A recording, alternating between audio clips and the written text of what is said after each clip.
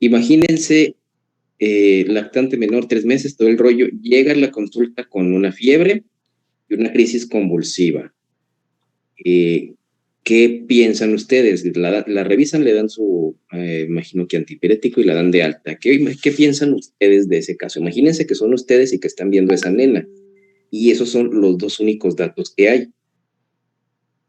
Pues que no es muy normal que por una infección respiratoria le vaya a dar una convulsión. Muy bien. ¿Creen ustedes que estuvo buena o mala la atención? ¿Qué opinan? Se le debieron hacer estudios, ¿no? Por lo de la convulsión. Probable. Uh-huh. ¿Qué más? ¿Qué más se les ocurre?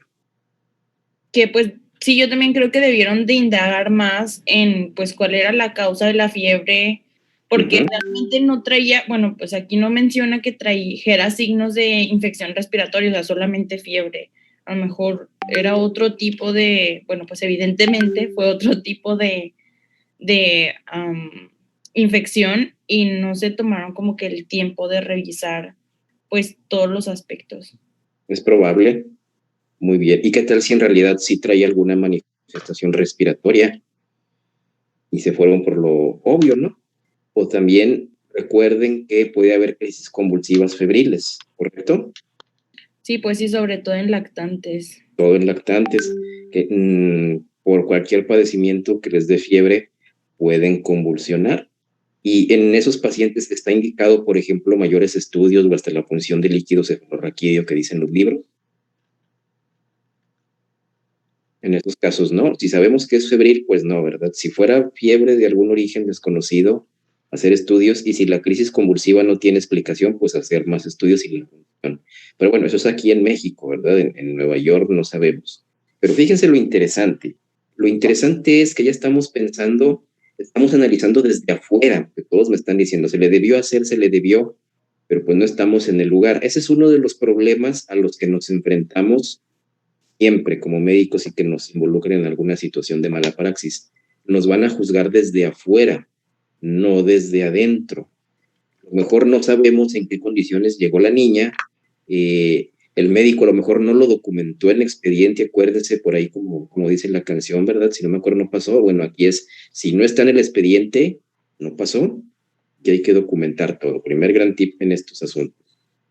Si nos damos cuenta, si pensamos lo que se podía haber hecho, se pudieron haber hecho muchísimas cosas, es correcto. Pero si nos ponemos en ese lugar de los médicos que la atendieron, pues a lo mejor no se podía hacer tanto. Al momento nosotros de revisar en fiscalía, o por ejemplo yo que a veces que dictamino estas cosas a título de fiscalía o a título particular, siempre es importante tratar de ponernos en el lugar y en las circunstancias.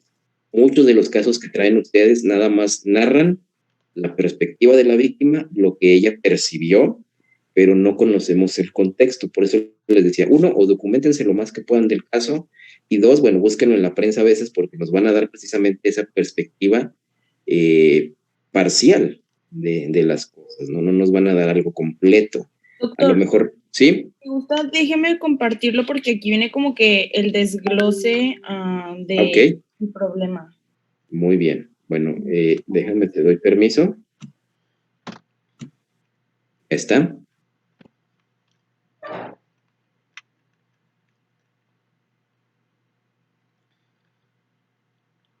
Muy bien. Primer caso, ¿verdad? La niña eventualmente sufrió daño cerebral, cuadriparesia. Ahora, chequen interesante. Dice el médico que fue al nacer. ¿Ustedes creen que si esa niña hubiera tenido un daño cerebral neonatal, no hubiera sido detectado de inmediato? Al nacer, con todas las valoraciones que hacemos del feto. Sí, sí se detecta. Se supone que tiene que tener la exploración neurológica. O sea que temporalmente no hay forma de decir, al menos no de momento, que el daño neurológico era el nacimiento. Ya tiene 3 meses, por eso preguntaba la edad. Okay. Bueno. Pues por ahí ven. ¿Qué nos dice aquí? Acá abajo vienen como que otras. Aquí está la valoración del caso, ¿verdad? La dificultad de diagnosticar meningitis en niños pequeños es correcto, puede ser un diagnóstico tardío, pero ojo, acuérdense que las enfermedades no empiezan con todos los signos y síntomas. Un detalle bien importante que hay que tener en cuenta. Generalmente, pues como dice ahí, ¿verdad? Sospechamos cuando vemos esos signos clásicos como la rigidez y todo el rollo y la fiebre. Y debemos de considerarlo en todo menor que presente crisis convulsivas, ¿es correcto? A menos que parezca convulsión febril, que es lo que les decía. Entonces, aquí precisamente nos están detallando la dificultad de la primera consulta, donde no había todos los signos como para pensar de primera intención en una meningitis. Y esa clase de situaciones a veces nos van a meter en bronca. Ok, bueno, eso es lo interesante. ¿Qué más nos dice en la siguiente parte? Arriba. Más abajo, no sé qué. Bueno, creo que por ahora aquí le dejamos, ¿sí? Pues noten algunos detalles interesantes. Uno, la dificultad de diagnosticar el problema. Dos, que el problema no llega con todos los signos y síntomas. Tres, que siempre pues, nos van a juzgar desde afuera, que a lo mejor no conocemos el caso completo, ¿sí? Y a veces van a encontrar notas tendenciosas. Esto afortunadamente es de una revista, ponemos goza de parcialidad en el momento de, ¿sale? Cuatro, pues aquí el argumento de decir que hubo el daño cerebral, pues yo siento que es una patada de ahogado de querer decir, ya estaba así la niña cuando no hay evidencia de que ya tuviera daño cerebral previo al cuadro de meningitis. Creo que esa patada de ahogado terminó perjudicando más al médico para que resolvieran en su contra. ¿Ok? Bueno, entonces ese es un buen tema. Vamos a tratar de retomarlo luego. Por ahora, gracias por compartirnos. Vamos a empezar ahora sí formalmente el tema. O sea, que quería que vieran más o menos y se den una idea pues de que nos falta. Ahora, primero les falta todavía mucho conocimiento en otras clínicas, en otras áreas, y pues falta que conozcamos las conductas que podemos ocurrir. Aquí les va el tema de hoy. Ahí lo estamos viendo ya.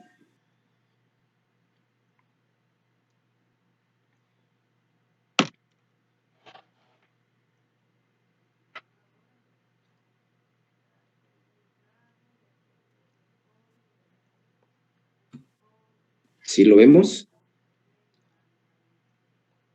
Sí, doctor. Ok, bien. Bueno, entonces, esto fue una conferencia que en algún momento di en las reuniones que hacía el colegio médico ahí en la facultad. Fue precisamente para una jornada del Día del Médico. Ya me quedó el material y pues le he metido cosas, lo he perfeccionado, sobre todo para los fines de la docencia que estamos haciendo aquí. Pero se originó como una conferencia, ¿ok? Entonces, precisamente derivado de que era una conferencia y estaban presentes muchos de nuestros y sus maestros y todo el rollo, pues yo les preguntaba, a ver, ¿quién conoce sus derechos como médico? Para empezar, ¿no? Para entender el marco legal, ¿conocen la ley de salud o conocen estos conceptos? En teoría, ustedes que ya pasaron conmigo por la primera clase, ya saben las dos primeras, ¿verdad? Los que vamos a ver a continuación son los dos de abajo. Entonces, ese es un experimento social y que a ustedes no les sorprenda, pues, cuál fue la respuesta, ¿verdad? Ahora sí que todos, como en sus tiempos de alumnos, lo que fue contraer el trapecio y decir, no sé, exactamente lo mismo. Pues bueno, para empezar, lo que ahorita vimos, en la medicina se trabaja bajo incertidumbre. No podemos predecir con exactitud qué va a pasar. Siempre hablamos de estimaciones de probabilidades, de porcentajes. Hablamos de riesgo-beneficio, ¿vale? De esta balanza de riesgo-beneficio en lo que se supone que esperamos que el beneficio sea mayor al potencial daño. De ahí que se habla siempre en medicina, ¿verdad? Hay enfermos, no enfermedades. Las enfermedades no se van a presentar siempre, como dice el libro. Y aún cuando nosotros la hayamos diagnosticado correctamente y hayamos dado el tratamiento correcto, no podemos saber si ese paciente se va a recuperar o recuperar al 100%. Siempre puede quedar alguna secuela, algún daño o recidivas. De ahí se acuerdan que uno de nuestros derechos era el abstenernos de garantizar resultados. ¿Por qué? No tenemos el control absoluto de lo que pasa en ese organismo, ¿verdad? No tenemos ninguna especie de conexión neuronal para controlar su metabolismo, no tenemos ninguna forma de terapia génica para cambiar su carga genética, ni somos sus papás para andarlos obligando a tomar el medicamento o a hacer las cosas que le indicamos.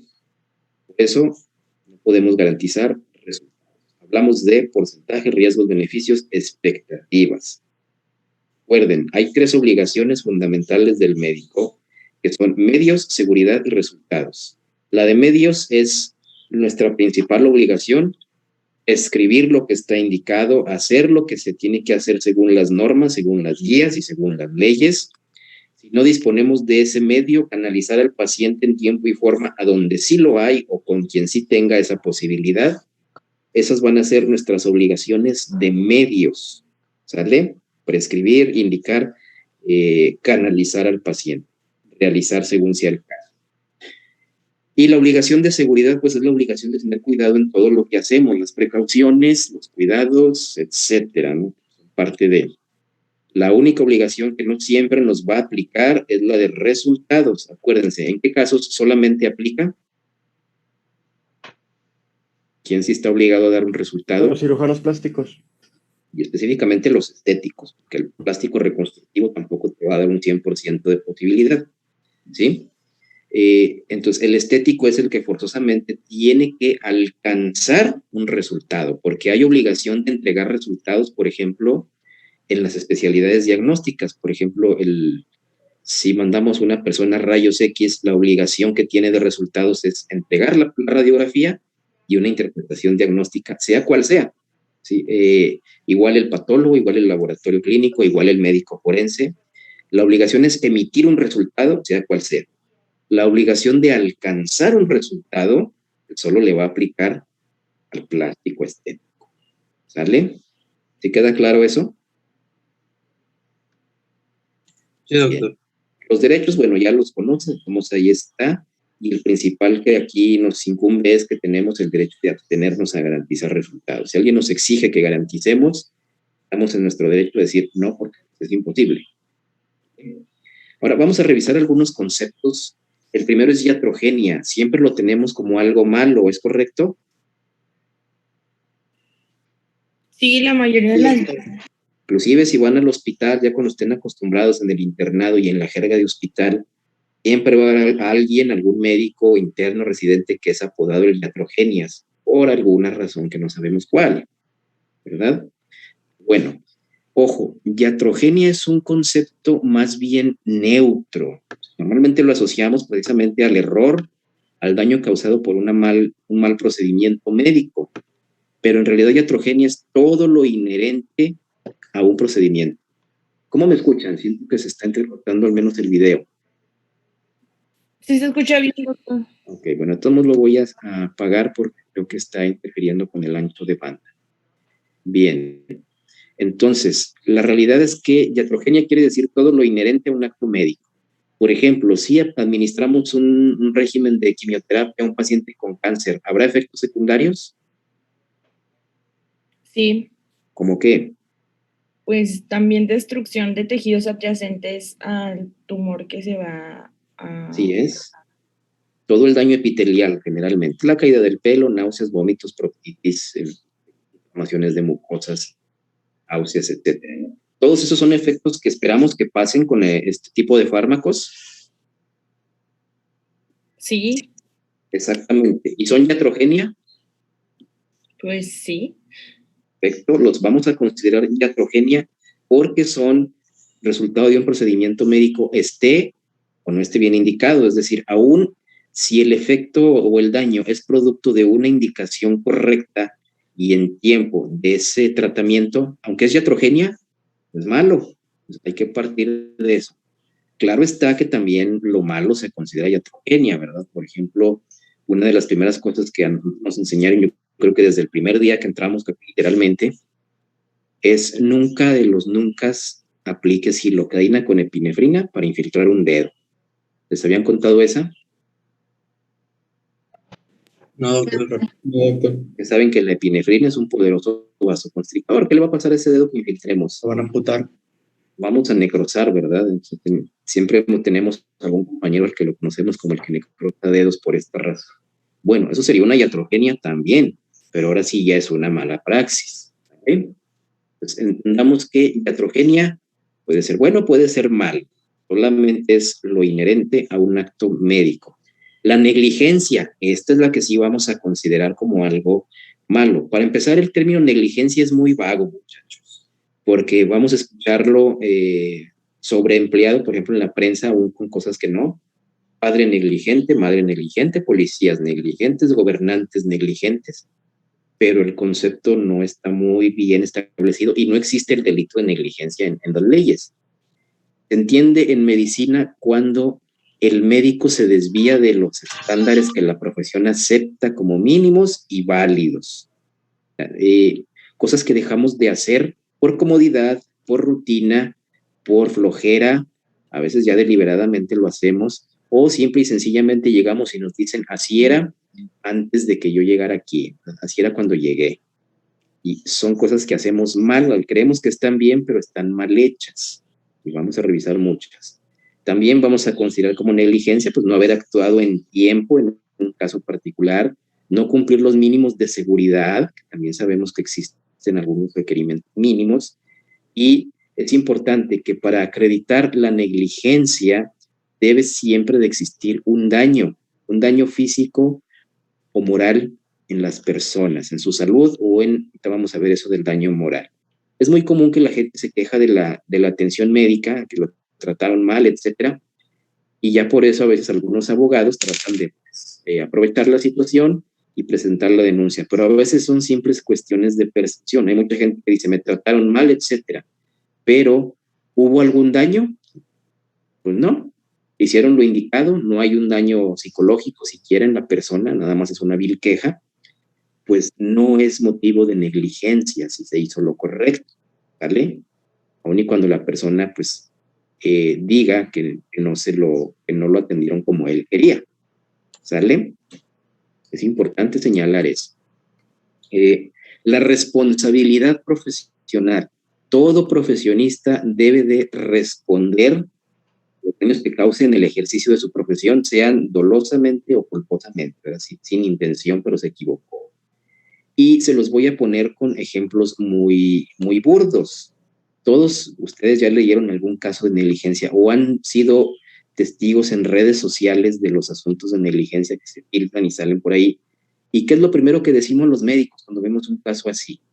Pues nos hacemos las víctimas, ¿no? Nosotros somos la profesión más noble, no queremos hacer daño, no nos levantamos para matar, en fin, nos sentimos intocables. Creemos que por el solo hecho de que nuestra profesión pues, es relativamente noble, ya somos superiores o intocables por la ley. Y error, muchachos. Voy a ponerles algo más específico. Imaginen ustedes a la persona a la que más odian, ¿no? Para ejemplo, menos quieran. Esa persona va caminando por la calle, tiene su semáforo para circular, el peatonal en verde, el de vehículos en rojo, y viene otra persona en un vehículo, viene conduciendo. En ese momento le llega una llamada a su celular. Voltea discretamente, es una llamada que no puede eludir, a lo mejor es su jefe de trabajo, es una llamada importante que está esperando. Total, no puede ignorar esa llamada. En ese momento toma el celular, contesta mientras maneja y por no prestar la atención debida, no se fija en el semáforo que está en rojo y atropella a esa persona y ahí la deja lesionada, fracturada, en lo que ustedes gusten. ¿Creen ustedes que ese conductor debe reparar el daño que causó? ¿Pagarle a la víctima, al accidentado? Sí. Sí, ¿verdad? Creo que todos unánimemente vamos a decir que sí. Vamos ahora a traspolar eso a los médicos. El médico ahí se equivoca, comete un error y lo primero que decimos todos es no, ¿cierto? ¿Por qué le va a reparar el daño y quién sabe qué? Díganme si no es eso lo que vemos en redes y en todos lados. ¿Cierto? Sí, doctor. No soy criminal, etcétera. Imagínense que ese conductor dijera lo mismo, es que yo no quería lastimarte, no me fijé, no tengo por qué pagarte. ¿Sí? No fue con intención de hacerte daño. ¿cierto? Él se va a querer justificar. Así nos justificamos los médicos, muchachos. Y aquí no estamos considerando como criminal ni al médico ni al conductor. Simple y sencillamente se equivocaron, no cumplieron los mínimos de seguridad para su profesión o para lo que están haciendo en el momento y causaron un daño. ¿Qué debió haber hecho ese conductor, muchachos? De acuerdo al reglamento de tránsito, que lo conocen. Estacionarse y contestar. Estacionarse, contestar, ¿verdad? Es correcto. Eso es lo que marca el reglamento. Lo mismo en medicina, vamos a encontrar reglamentos, vamos a encontrar normas que debemos observar, cuestiones de seguridad. Aquí fue lo mismo, ¿verdad? El conductor se apartó de esos mínimos de seguridad que le impone el reglamento de tránsito y por lo tanto, al violar el reglamento como tal, tiene que reparar el daño que le generó a esa tercera persona por su descuido, aunque no se le tache de criminal. Lo mismo va a aplicar en medicina cuando por descuidos, por omisiones, damos daños ceros. Y nuestra obligación va a ser reparar ese daño en términos de dinero, cárcel, administrativamente, como sea, pero sí es nuestra obligación responder por nuestros actos. Ese es el concepto de responsabilidad en general, responder por. ¿Sale? ¿Queda claro ese punto? Sí, doctor. Muy bien. Ahora, para poder considerar que existe esta responsabilidad, deben considerarse tres cosas. De hecho, en general, en cualquier delito, cuando se juzga y todo, cuando se quiere probar el delito, debe haber tres cosas. Aquí en medicina es la existencia de ese error médico, un error médico no excusable. Entiéndase que es un error que no se puede disculpar, que no se puede justificar, porque era una situación que podías haber prevenido, lo que marcan las guías que debes hacer para prevenir. Evitable o previsible, sabías que podía pasar y no tomaste las medidas para que ocurriera. ¿Sale? Demostrar que existe ese error. ¿Cómo vamos a poder cubrirnos nosotros? ¿Cómo vamos a poder en un momento dado defendernos? Acuérdense, todo se documenta en expediente. Ustedes pueden alegar un día que los llamen a declarar por una negligencia. Ustedes pueden decir, yo le dije al paciente que si se tomara el medicamento, el paciente va a decir, no, a mí no me dijo nada. Si no me acuerdo, no pasó, ¿verdad? Y en la ley, si no está documentado, nunca pasó. Va a ser su palabra contra la del paciente y ese es un volado 50-50. Entonces, todo cuanto hagan, todo cuanto indiquen, se anota en expediente médico. ¿De acuerdo? Si el expediente demuestra la existencia de un error, ya valió. ¿Vale? Segundo, lo que dijimos, el daño. Tenemos que demostrar que la persona sufrió un daño producto de una mala atención o se agravó de su enfermedad o padecimiento porque no fue atendido en tiempo, fue atendido de mala manera, generó ya un daño físico, personal, a su vida, a su integridad o un daño moral, que vamos a ver más adelante. Y entre ese daño y el error, existir una relación de causalidad directa. Ya, ha habido casos donde presunta negligencia, donde a lo mejor sí se demuestra que no se hicieron bien las cosas, pero el daño no es resultado de esa mala atención. Hemos tenido, por ejemplo, casos de personas con, es un ejemplo, una fractura, la pierna, a lo mejor la persona ahí no fue atendida adecuadamente, no hicieron bien los procedimientos, y resulta que se murió de un infarto. Y luego denuncian al médico, es real, ¿eh? Denuncian al médico por mala praxis, pero bueno, haz en cuenta que el infarto no tuvo nada que ver con la fractura, que no hubiera sido una embolia grasa o producto de un mal manejo de medicamentos, pues no existe la mala praxis, ¿verdad? Porque la muerte no obedece a la mala atención que le dieron en cuanto a la fractura, ¿sí? ¿Queda claro eso? Tiene que existir relación directa. Caso contrario, una persona que coloca mal un catéter central y le perfora el pulmón, se lo lacera, hace un hemotórax, ¿el daño se puede atribuir a una mala técnica? Pues sí, porque... No hicieron el procedimiento. Hay una relación directa causal, se puede demostrar fácilmente.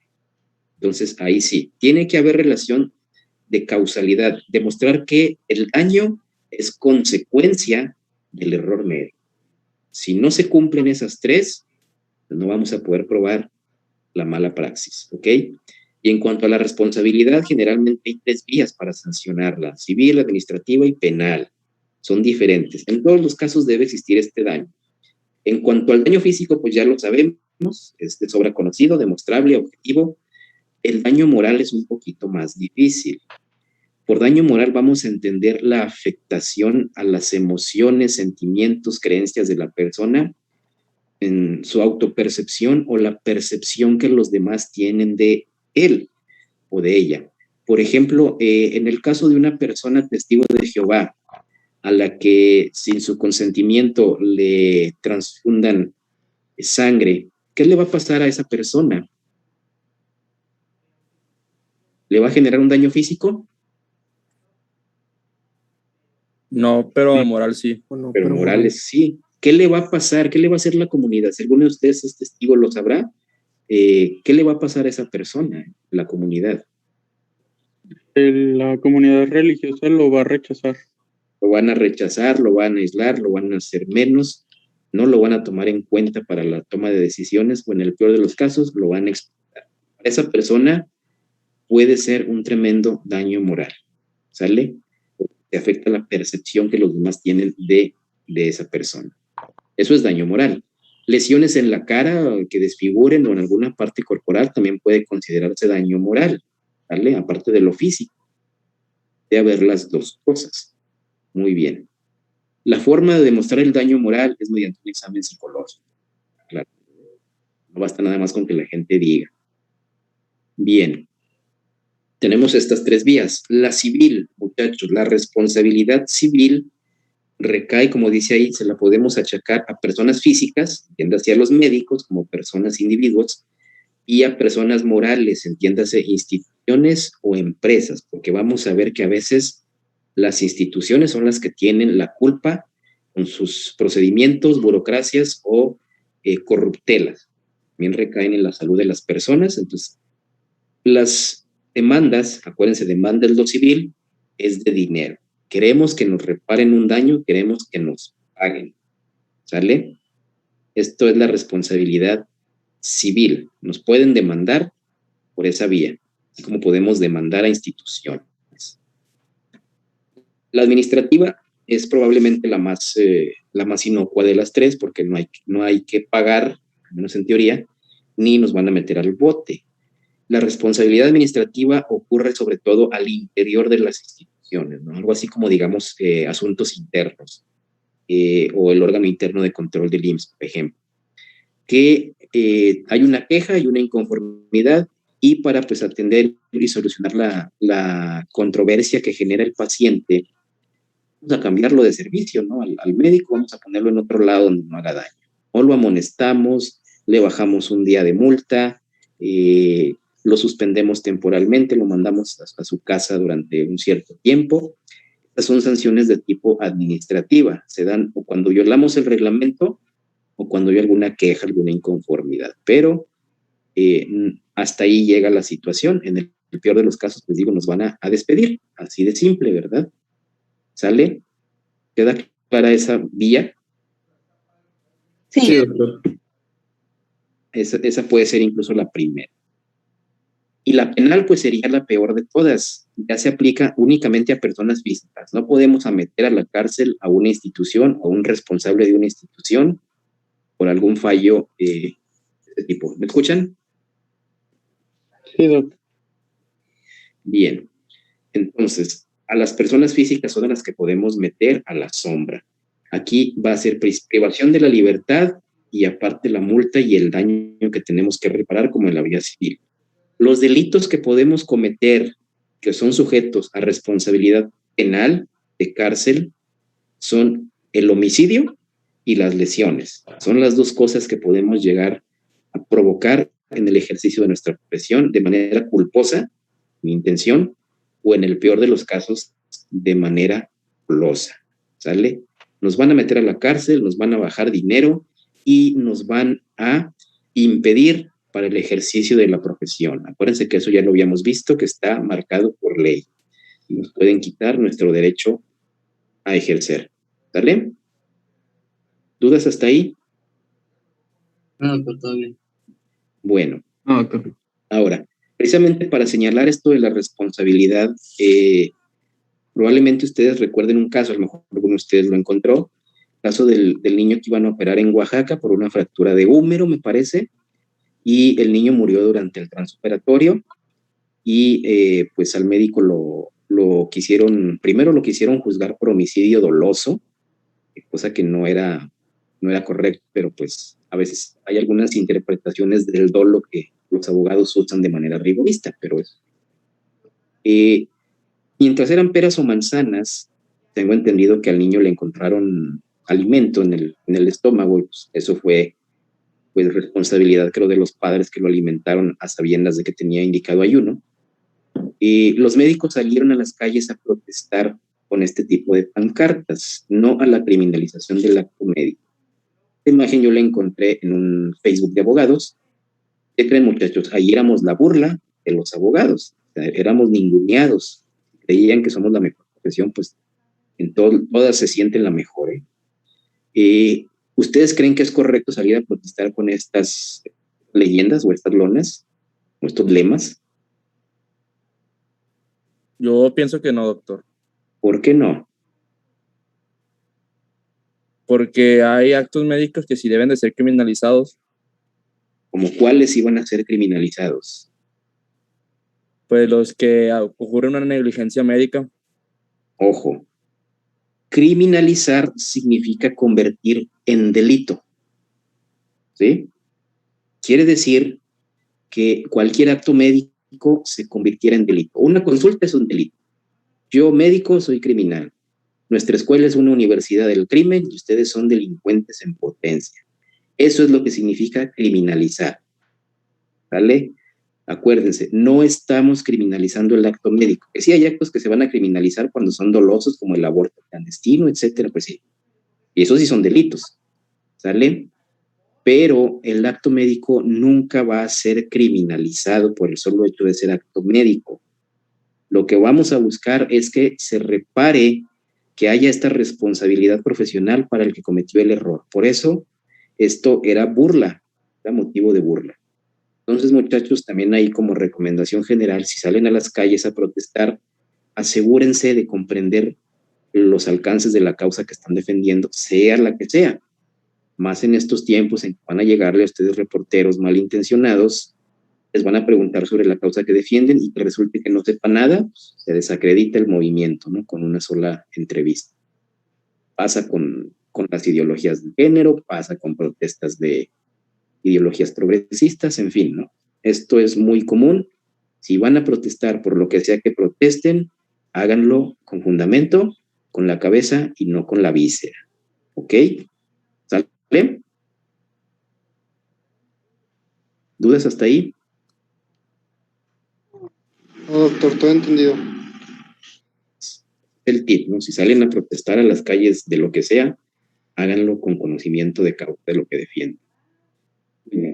Nos salimos un momento y volvemos a entrar, por favor. Regresamos.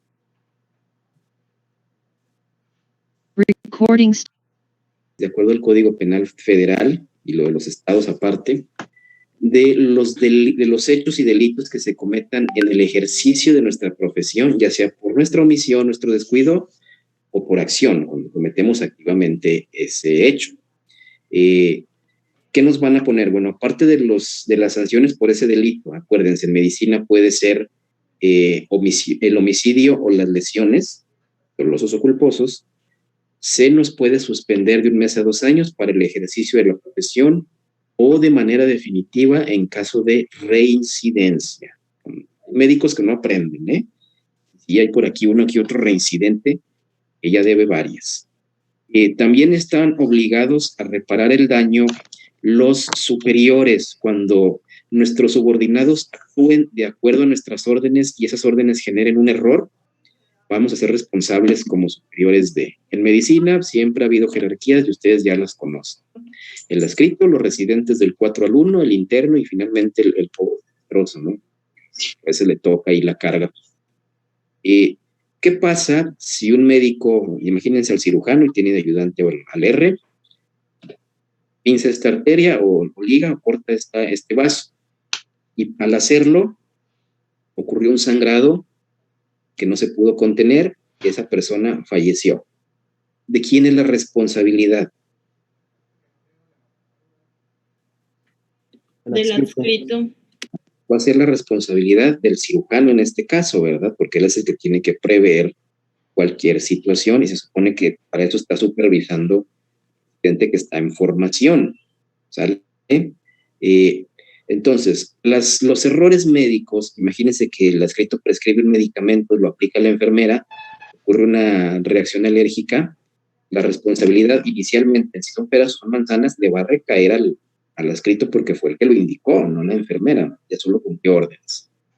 Entonces, vamos a ser responsables de la gente que esté bajo nuestras órdenes y que actúe a consecuencia de lo que hizo.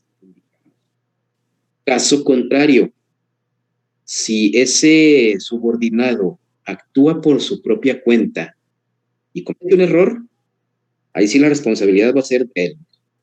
El residente, por su propia iniciativa, le quiso poner tal o cual medicamento al paciente y ocurrió el error, pues bueno, ya es enteramente su responsabilidad, porque el adscrito a lo mejor ni enterado estaba, ¿no?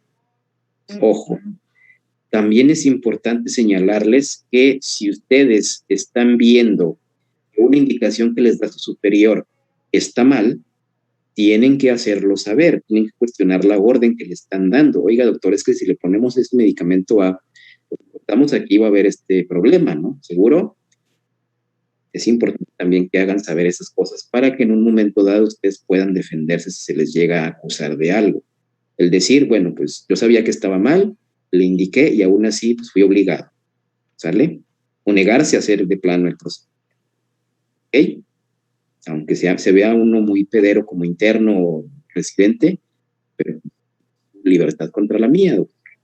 Así de simple. ¿Sale? Inclusive, si no están de acuerdo con una instrucción que les dio el adscrito y ustedes consideran fundamentadamente que está mal, pueden hacer un oficio o pueden documentarlo en expediente. Es una forma a lo mejor de medicina muy defensiva, pero que por desgracia es lo que se requiere ahora. ¿Sale? ¿Dudas con eso? No, doctor. Muy bien. Entonces, eso es lo que nos marca ahí el código. También es importante que esto del abandono del paciente, si ya tienen ustedes a un lesionado, específicamente nada más se refiere a lesionados o enfermos, y lo abandonan sin justificación, ya lo están tratando y dejaron de tratarlo, se desaparecieron, también van a ser acreedores a la responsabilidad profesional por abandono del paciente, o bien, si era un lesionado, acuérdense que tenemos la obligación de dar aviso a la autoridad. ¿Vale? Vemos un baleado, nos llega, y no le avisamos al Ministerio Público, incurrimos también en responsabilidad de tipo profesional. ¿Sale? Para que vean que sí está en la ley eso de que tenemos que dar aviso, no es nada más invento de nosotros a veces. Bien, si se fijan, el Código Federal es muy vago, no nos dice gran cosa respecto de los médicos, habla de profesionistas en general. ¿Qué hay ya de códigos estatales? Como aquí estamos en la UGED, pues vamos a ver el Código de Durango, los de Coahuila, pues remítanse al suyo, aunque debe ser muy similar. Eso es lo que nos marca de prisión y las multas, pues eso es variable. Aquel que al médico que estando en presencia de un lesionado, ya vimos, no lo atienda. Si nos piden el apoyo como médicos y no podemos negarnos, debemos atenderlo, sea cual sea la circunstancia, nos llega ya urgencias, etcétera. O bien no solicitemos el apoyo a la institución adecuada. Acuérdense, obligación de seguridad y medios. Yo no puedo, vamos a mandar al paciente a donde sí. Me agarran en la calle, oiga, venga, atiende a esta persona, está accidentado. Lo mejor, lo más que vamos a poder hacer es estabilizarlo, a lo mejor ahí no se mueva, etcétera. Y nuestra obligación va a ser hablar 4, al 911. Venga la ambulancia. Esa va a ser nuestra mayor atención en un momento dado. A lo mejor dar RCP si acaso, pero hasta ahí. ¿Sale? No está en nuestras manos canalizar al paciente a donde les llega ya la consulta particular a un paciente que requiere hospital, pues mandarlo al hospital, solicitar el apoyo, ¿verdad? De una ambulancia, etc. ¿Ok? ¿Queda claro eso? Sí, Sí, doctor. doctor. También es negación del servicio, estamos hablando de abandono, negación y práctica indebida. La negación cuando tengamos un paciente en peligro real de morirse o un daño severo y que por las circunstancias y la urgencia no pueda recurrir o a otro médico o a otra unidad o servicio de salud. Es muy común, la ambulancia lo recoge, están inconscientes, no saben a dónde, pues llévalo al hospital general, ¿verdad? Que pues, o al hospital más cercano. Vamos a decir que está cerca del IMSS y llega al IMSS. Ha habido situaciones donde si llegan y dicen, es que si no tiene derecho a audiencia no lo vamos a recibir. No lo reciben, según ellos justificadamente. Pero si ese paciente tiene una urgencia que puede ser ya pasar de rojo a negro en el triage, que se pueda morir, pues tenemos que atenderlo. Lo habitual es que si llega ese paciente muy grave a cualquier hospital, lo atienden. O sea, aquí sí se aplica afortunadamente lo bueno en la mayoría de casos. Lo reciben, lo operan, lo estabilizan, etcétera. Y ya cuando ahora sí, por fin, ya está estable, ahora sí, píntele a su hospital. Eso es lo que habitualmente opera en todos lados. No nos vamos a preguntar si es derechohabiente, si tiene la póliza vigente, que si ya lo dieron de baja del seguro. Llega, grave. Hay que entrar a la parotomía, lo metemos, lo sacamos, ya emergió, ya podemos preguntarle, ahora sí, a donde le toca. Pero ya solucionamos el peligro. Doctor, por ejemplo, ahí en esos casos, ¿quién se hace responsable de lo financiero? Por ejemplo, que no era derechohabiente y pues no, y necesitaba una operación. O sea, Por lo regular ¿le se le cobran al va, paciente? se le puede, para esto a veces los hospitales tienen partidas especiales y de todos modos al paciente pues, le cobra es simbólico, ¿no? Porque es una urgencia. ¿Vale? Los únicos que sí ponen peros en ese sentido son las instituciones particulares, pero a menos que sea una situación de que alguien esté muy grave allá fuera del hospital, que ahí ocurra el hecho o la lesión, la mayoría se los van a llevar precisamente al público. ¿Vale? También es común gestionar entre los hospitales. Bueno, como yo atendí a un paciente tuyo, yo, Secretaría de Salud, atendí a un paciente del IMSS con una urgencia, voy a cobrar a ti, IMSS. Eso también a veces opera en las cuestiones administrativas. ¿Vale? Sí, doctor, gracias. Ok. Bueno, tenemos el abandono, es exactamente lo mismo que vimos en el federal, ¿verdad? Dejar de atender al paciente o no dar aviso. Esto es exactamente igual. Y el Código de Durango sí tiene esto que se llama práctica indebida del servicio médico, que son más bien cuestiones dolosas. Generalmente son por situaciones de lucro. Realizar una cirugía innecesaria, muchachos. ¿Se puede? ¿Hay formas en que se hagan cirugías innecesarias? Pues todas las estéticas. No sé, bueno, las estéticas son electivas, no son necesarias, pero es algo que eligió el paciente. O sea, eso no aplicaría como necesario. Que es, acuérdense que la medicina estética se rige de muchas veces O las exploratorias. Dependiendo, si está justificada la necesidad de meternos a la exploratoria, lo hacemos. Ejemplo más real, y esto ocurre mucho en el medio privado. El paciente, imagínense una persona que se fractura ahí, no sé, un antebrazo, fractura no desplazada, fractura si quieren